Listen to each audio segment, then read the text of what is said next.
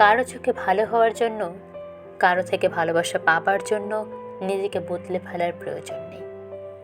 যার ভালো লাগার, ভালোবাসার, সে আপনার সব কিছু মেনে নিয়েই ভালোবাসবে।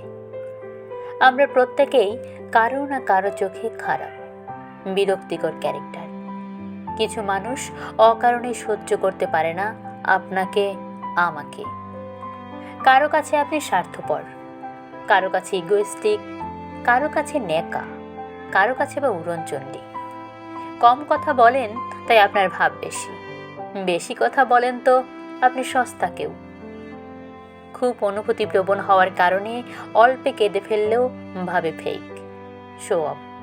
মুখের উপর স্টান পয়েন্টে কাট টু কাট কথা বলে দেখেন, লোকে অসামাজিক ট্যাগ লাগিয়ে দেবে আপনার নামের পাশে। কারো চোখে আপনার চালচলনটাই খারাপ, কারো চোখে আপনার নাকটা উঁচু, কারো কারো হয়তো আপনার ভয়েস টোন নিয়ে বিরাট আপত্তি। তাহলে মুক্তির উপায় খুব সহজ।